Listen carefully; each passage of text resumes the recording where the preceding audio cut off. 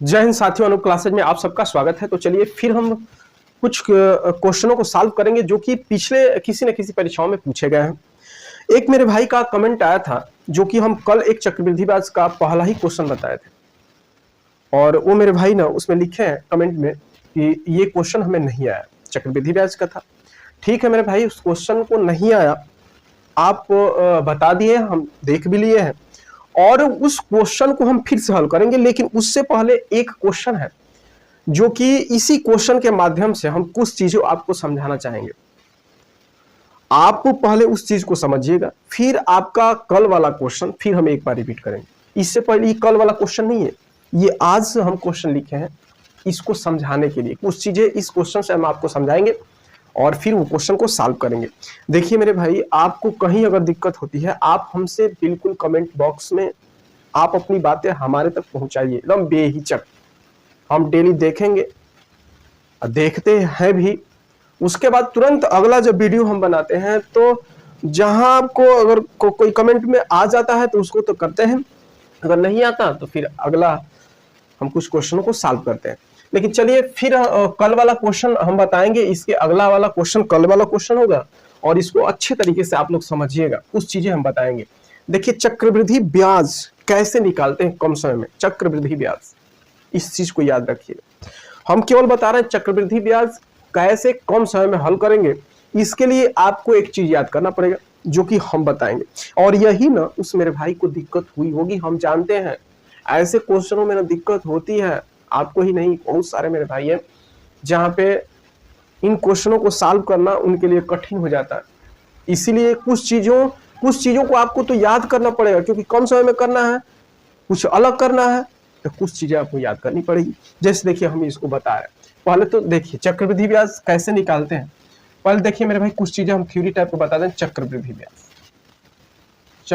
ब्याज अगर मेरे भाई ना अगर 2 वर्ष का अगर निकालना है, 2 वर्ष का, तो याद रखिएगा 2-1 लिखिएगा। 2 वर्ष का चक्रवृद्धि डायरेक्ट 2-1 याद कीजिए। 3 वर्ष के लिए मेरे भाई 3-3-1 होता है।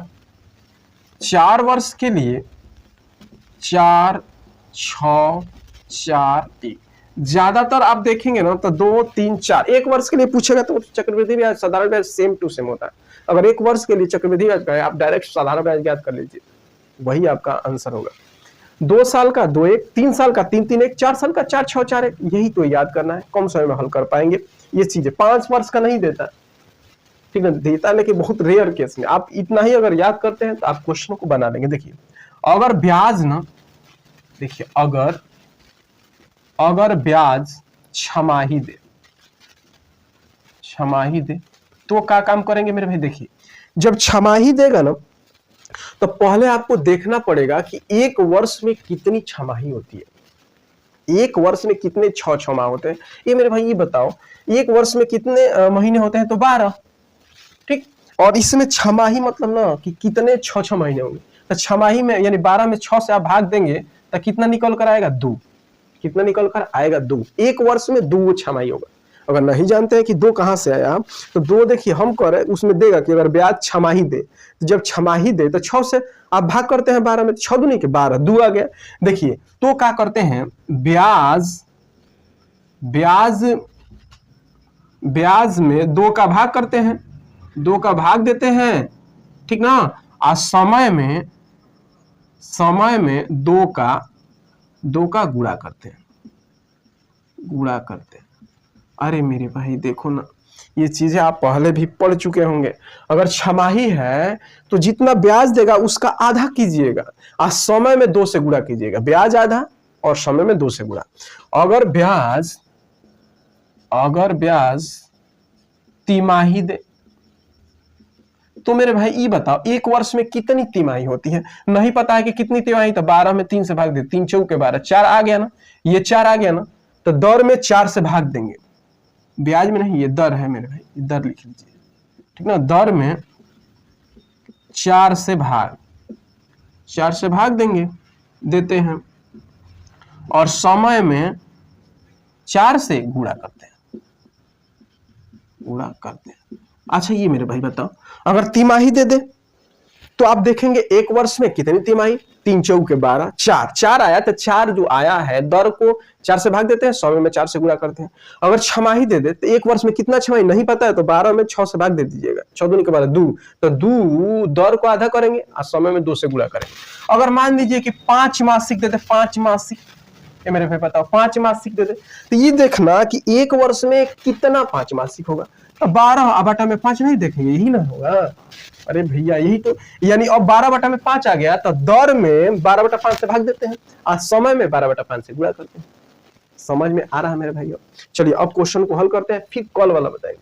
जैसे मान लीजिए क्या देगा कि 4 मासिक, तो 4 मासिक, तो 4 मासिक मेरे अगर दे देगा तो ये देखेंगे एक वर्ष में कितना 4 महीना, 4 से भाग दीजिए, कितना हो गया मेरे भाई, कितना 4 3 3, तो समय में 3 से गुणा और दर में 3 से भाग देते हैं, यही ना होगा।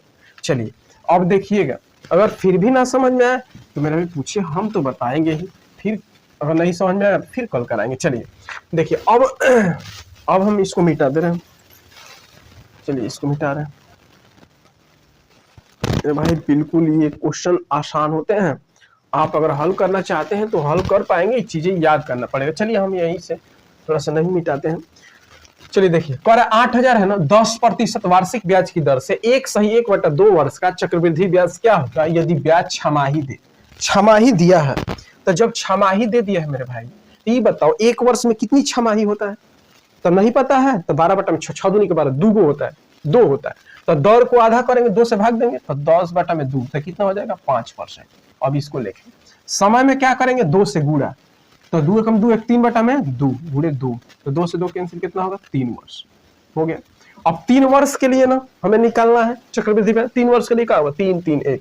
देख लीजिए, अगर समझ जाते हैं मेरे भाई एकदम बिल्कुल आसान हो जाएगा। जो चीजें अगर देखिए आपको वो चीजें भारी होंगी ना जो अब तक ना आप उसको समझे नहीं है, अगर वही चीजें अगर आप समझ लेते हैं तो वो आपके लिए आसान हो जाएगा, आसानी हो जाता है।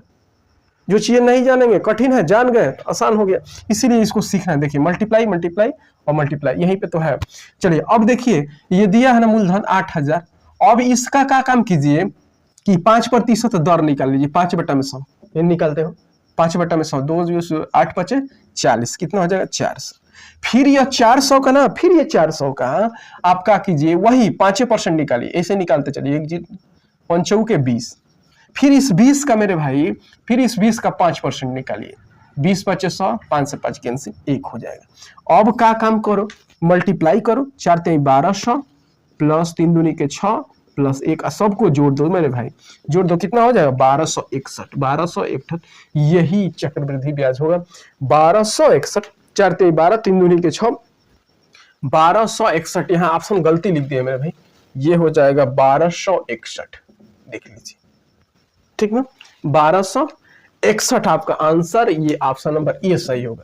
समझ में आया है? चलिए अब हम अगला क्वेश्चन जो कि कल हम बताए, जिस मेरे भाई को उसमें दिक्कत थी, अब उसको हल कर रहे हैं। देखिए बिल्कुल समझ में आया। चलिए तो अगला क्वेश्चन देखिए, क्वेश्चन कल वाला था चक्रवृद्धि ब्याज का, हम फिर समझा रहे हैं, इसको समझिएगा। सच में बताया, देखिए जो अगर पहली बार अगर पढ़ रहे होंगे तो उसमें दिक्कत होगी, और अगर रुकते हैं सीखते हैं, अगर सीख ले हैं तो ऐसे क्वेश्चनों को आप सॉल्व कर पाएंगे। थोड़ा सा प्रैक्टिस करेंगे तो भागेंगे, तो भाई कब तक भागेंगे ऐसे क्वेश्चनों से? अगर भागेंगे तो यही होगा कि आप सभी क्वेश्चनों को हल नहीं कर पाएंगे। अगर समझेंगे सीखेंगे तो अधिक से अधिक क्वेश्चनों को आप लगा पाएंगे, यही चीज है। और एक चीज और है मेरे भाई, जो नहीं जानते हैं उन क्वेश्चनों से आप मत भागिए, उसी को तो सीखना है। अब जो सीख चुके हैं उसको क्या, वो तो कर ही लेते हैं। देखिए यदि ब्याज की गणना 5 मासिक चक्रवृद्धि ब्याज के आधार पर होती है तो प्रतिवर्ष 15% की दर से 8192 रुपये की राशि पर 1/4 वर्ष में प्राप्त चक्रवृद्धि ब्याज ज्ञात करें। देखिए 5 मासिक कहा है, देखिए छमाही तिमाही कहता है, अगर छमाही कहता तो 2 से देखेंगे, एक वर्ष में कितनी छमाही 2, तो 2 से भाग देते हैं दर में और समय में 2 से गुणा। अगर तिमाही कहता तो देखेंगे एक वर्ष में कितनी तिमाही, तो 3 से भाग देते हैं, 12 में 3 से, तिमाही को अगर 3 से भाग देते हैं, 12 में 3 3 चौके 12, तो 4 आता है, तो 4 का दर में भाग देते हैं और समय में 4 से गुणा, यही करते हैं। लेकिन ये तो कटेगा नहीं डायरेक्ट, तो क्या करेंगे, पहले ये देखिए कितना मासिक है, तो 5 मासिक है, तो ये बताइए 12 बटा में 5 हो जाएगा। एक वर्ष में कितना 5 मासिक होगा, छमाही कितना होगा, तो 6 दूनी के 12, तो 5 मासी कितना होगा, तो 12/5 इतना हो गया।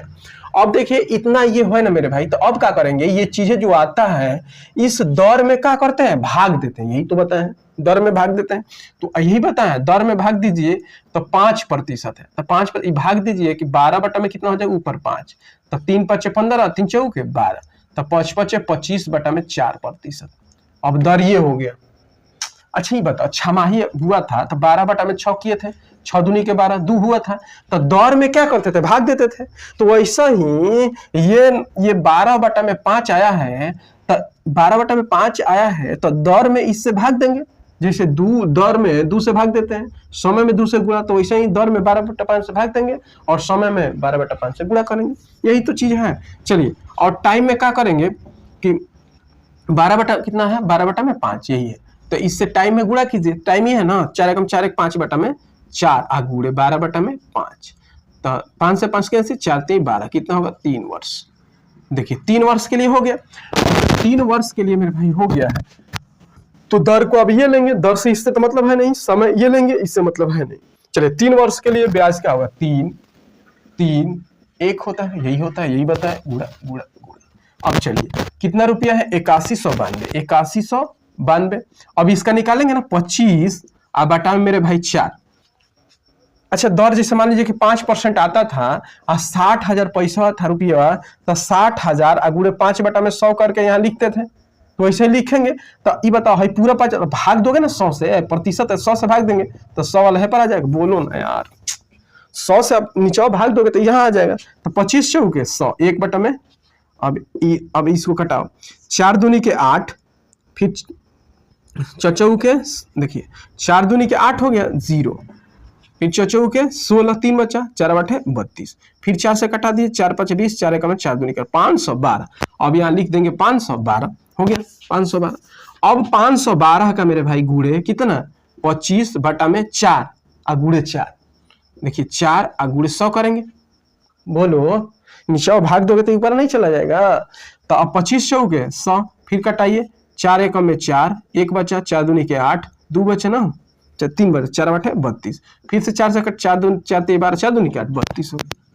ठीक, फिर अब 32 में मेरे भाई क्या करेंगे, 32 गुड़े 25/4, अब भागा 100 तो नीचे चला जाएगा, 25 चौके 100, 4/8 = 32, 4 दूनी के 8, तो 2 हो जाएगा। अब मल्टीप्लाई करके क्या कर देंगे, जोड़ देंगे, जोड़ दीजिए, 3 दूनी के 6, 3 × 3 5 × 15 प्लस 3 दूनी के 6, तितली के 9 प्लस 2 × 2, जोड़िए 6 6 6 12, 12 2 14 के 4, 9 9 3 12 1 13 3 हाथ में 1 5 1 6, ये 1634। देखिए ये वाला समझ में आया मेरे भाई अब कि नहीं आया, ये बताओ पहले क्या करना है इसमें, कुछ नहीं मेरे भाई। देखिए ना 25/4 है ना, जैसे अच्छा यहीं पे मान लीजिए कि अगर 25% होता तो इसका निकालते थे ना 8192 गुणे 25/100 करते थे, बटा में 100, तो वैसा ही ये है 8192, लेकिन पूरा ये है ना 25/4 अब भागा 100, तो यहाँ चला जाएगा ना 100, वही तो बार बार कर रहे हैं मेरे भाई, सीख पाए। देखो वो मेरे भाई ना, जिस भाई को दिक्कत हुई थी वो बाद में तो कमेंट पता ना क्यों मेरे भाई उड़ा दिए, अब हमें तो नहीं जानकारी, लेकिन हम तो कमेंट पढ़ चुके थे इसलिए बता रहे हैं, और उड़ा दिए। अब उनका नाम पता ना, अब देखे थे भूल गए, लेकिन देखिए 1634 आया इसका। फिर अगर उस जो भाई को दिक्कत हुई थी, फिर अगर उनको दिक्कत हो, अगर देखते हैं अगर दिक्कत हुई फिर आप हमको बताइएगा, हम फिर कल बताएंगे फिर और अच्छे तरीके से, और ऐसे क्वेश्चनों को और 1-2 और क्वेश्चन करा देंगे तो बिल्कुल समझ में आ जाएगा। तो देख लीजिए, इस क्वेश्चन को लिख लीजिए, सीख लीजिए, कहीं नोट कर लीजिए। चलिए अगला क्वेश्चन देखते हैं। तो देखिए ये समांतर श्रेणी का क्वेश्चन है, बहुत महत्वपूर्ण क्वेश्चन है जो मेरे भाई, और यहाँ ना ज्यादातर देखिए हम बार बार चीजें कहते हैं, हम कुछ ऐसे ही क्वेश्चनों को लेकर आते हैं जिसमें आपको दिक्कत होती है, सभी को नहीं दिक्कत होगी लेकिन ज्यादातर मेरे भाइयों को दिक्कत होती होगी उसमें।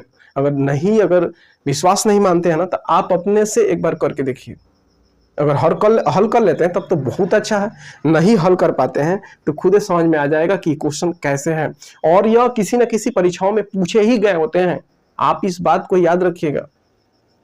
चलिए अब देखिए बता रहे हैं, एक समांतर श्रेणी के प्रथम 17 पदों का योग क्या है यदि पहला पद -20 और अंतिम पद 28 है। देखिए योगफल कह रहा है, योगफल ज्ञात, योगफल के लिए दो सूत्र है। देखिए योगफल के लिए दो सूत्र होता है, याद रखिएगा।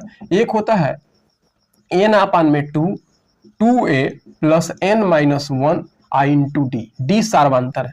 एक और होता है मेरे भाई डायरेक्ट, अगर ना मान लीजिए कि अगर पहला और अंतिम पद दे दिया है, आप पदों की संख्या दे दिए, तो डायरेक्ट यहां से निकल कर आता है योगफल का सूत्र, योगफल बराबर n/2 a + l, डायरेक्ट आता है ये सूत्र यहां से।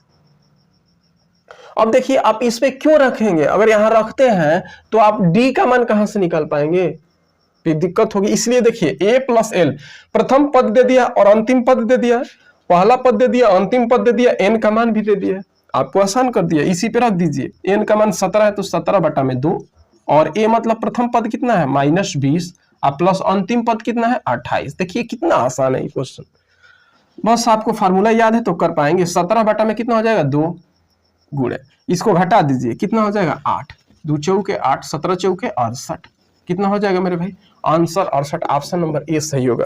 देख रहे हैं ना, सच में बताए याद है तो आप कर पाएंगे। चलिए अगला क्वेश्चन आ गया, कह रहा है एल्कोहल और जल के 80 लीटर मिश्रण में 60% एल्कोहल है। यदि इस मिश्रण में 1 लीटर जल मिलाया जाता है तो नए बने मिश्रण में एल्कोहल का प्रतिशत 40% हो जाता है। तो x का मान ज्ञात कीजिए, कितना लीटर आपने जल मिलाया है यही बताना है। चलिए इस क्वेश्चन को कैसे हल करें, देखिए कह रहा है कि एल्कोहल और जल के 80 लीटर, यानी 80 लीटर है इसमें, एल्कोहल और जल का मिश्रण 80 लीटर है मेरे भाई, 80 लीटर। चलिए एल्कोहल और जल, इसका मिश्रण 80 लीटर है, इसमें 60% एल्कोहल है, इसमें 60%, 80 का 60% एल्कोहल है, कर दीजिए इस प्रकार 0 से 0 कैंसिल, 8 6 के 48, 48 लीटर क्या है एल्कोहल है।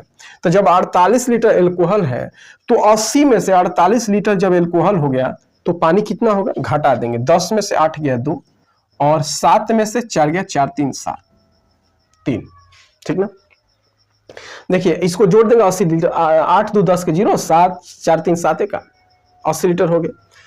अब आगे कह रहा है ना कि यदि इस मिश्रण में 1 लीटर जल मिलाया जाता है, 1 लीटर, इसमें 1 लीटर जल मिला दिए मेरे भाई, 1 लीटर जल मिलाया गया जाता है तो नए मिश्रण में एल्कोहल का प्रतिशत 40% हो जाता है, तो x का मान 40% हो जाता है, तो x का मान ज्ञात करना। चलिए तो 48 मेरे भाई बटा में ये 32 प्लस x यही जल है, तो कह रहा है देखिए 48 बटा में ये एल्कोहल बटा में ये जल लिख दिए बराबर।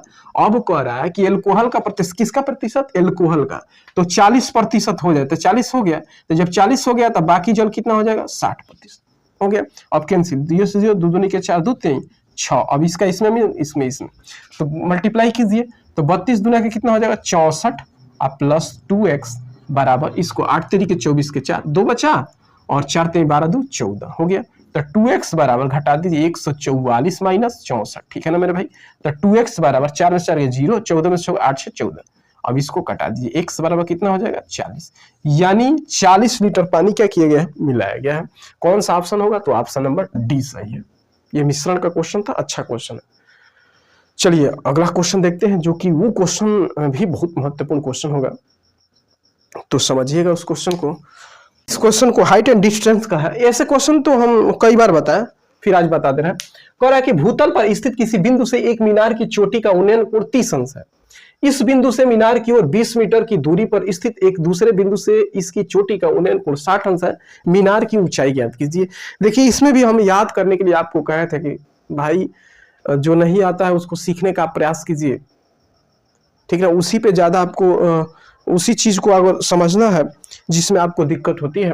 देखिए तो याद करना पड़ेगा इस चीज को, हम बताए थे, देखिए फिर भी बताते रहे। देखिए अगर क्या होता है, ये कंडीशन अगर बनता है, चलिए एक बार और बताते रहे, अगर ये कंडीशन बनता है 30 का, देखिए 30 का और ये हुआ 60 का, तो ये मेरे भाई डी है ना, तो ये डी अपन में 2 होता है और डी अपन में 2 अंडर रूट में 3 हो जाता है। ये याद करना पड़ेगा ये चीजें, तो विस्तार से करेंगे तो टाइम लग जाएगा, विस्तार से भी हो जाएगा, लेकिन क्या मतलब है, ये 30 अंश है, ये 45 अंश है, तो मेरे भाई अगर ये डी है तो ये अपन में डी अपन में 2 हो जाएगा, अंडर रूट 3 + 1 हो जाएगा। तो मेरे भाई ये बताओ, जब भाई 45 है, जब 45 के सामने ये 45 के सामने 1, तो ये भी 45 के सामने 1, तो इसका हो जाएगा d/2 √3+1। सेम होगा। चलिए एक और कंडीशन बनता है, ये चीजें याद करना पड़ेगा। ये चीजें अगर ना मेरे भाई देखिए, ये अगर 45 अंश है तो ये कितना 60 अंश का होगा, ठीक। तो ये हो जाएगा d है, तो ये होगा d/2 √3+1। अब देखिए 30 के सामने 1 है तो 60 के सामने √3, तो ये हो जाएगा d/2 √3+1। ये बताए हैं पहले, ये चीजें आपको याद करना पड़ेगा तो आप हल कर पाएंगे, नहीं याद है तो भी हल करेंगे, थोड़ा सा विस्तार से करना पड़ेगा। चलिए देखिए इस चीज को हम समझा दिए अच्छे तरीके से। चलिए फिर हम बता रहे हैं, देखिए अब कह रहा है कि भूतल पर स्थित किसी बिंदु से मीनार की चोटी, देखिए यहां से कर रहे हैं भूतल पर स्थित किसी बिंदु के एक मीनार के चोटी का उन्नयन कोण, ये मान लीजिए कि यहाँ पे बिंदु है, इसका बिंदु का उन्नयन कोण कितना है मेरे भाई 30 अंश है। चलिए 30 अंश हो गया, ठीक 30 अंश है। कह रहा है इस बिंदु से मीनार की ओर आइए, इस बिंदु से यहाँ तक कहीं तक आ जाइए, हो गया। आने पर कितना हो गया 20 मीटर आने पर इसका कोण कितना हुआ 60 अंश। याद रखिएगा जितना आप नजदीक आएंगे ना आपके आंखों पे कोण का मान बढ़ता जाएगा, जितना दूर जाएंगे तो उतना ही आपके आंखों पे जो कोण होगा वो कम होता जाएगा। देखिए 30 60, तो ये मेरे भाई दे दिया है कितना 20 मीटर दे दिया, किसका है।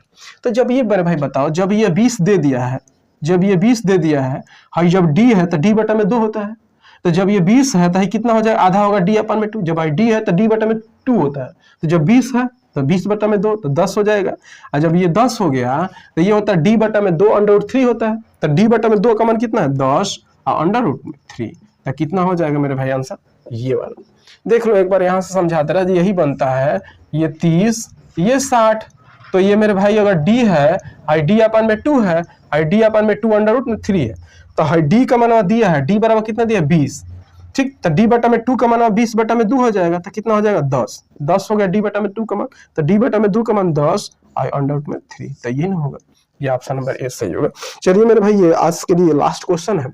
अगर हमारा ये वीडियो देखते हैं तो आप शुरू से अंत तक ले देखिए, डेली हम कुछ नए नए क्वेश्चनों को बताते हैं, कुछ पहले जो क्वेश्चन बता चुके हैं उसको भी हम रिपीट करते हैं, दोहराते हैं, ताकि आपको बार बार वैसे क्वेश्चन आपके सामने आए और आप ज्यादा से ज्यादा क्वेश्चनों को बना पाए और भूले ना ऐसे क्वेश्चनों को। तो देखिए जो भी देखते हैं आप शुरू से अंत तक ले देखिए, डेली हम वीडियो 8-9 बजे के बीच अपलोड कर देते हैं, ठीक ना, और अच्छे अच्छे क्वेश्चनों को बताया जाता है। तो आप ज्यादा से ज्यादा इस वीडियो को शेयर कीजिए, सब्सक्राइब कीजिए, लाइक कीजिए और कमेंट बॉक्स में अपनी बातें हमारे तक पहुंचाइए। हम डेली कमेंट बॉक्स को देखते हैं और देखने के बाद आप हमसे क्या कहते हैं, अगर कुछ बातें होती है तो आप उसमें अगर लिखते हैं तो हमारे तक वो चीजें आएंगी, हम उसको समझेंगे। तो चलिए फिर हम लोग कल मिलेंगे कुछ और क्वेश्चनों के साथ। तो आज के लिए बस इतना ही। जय हिंद।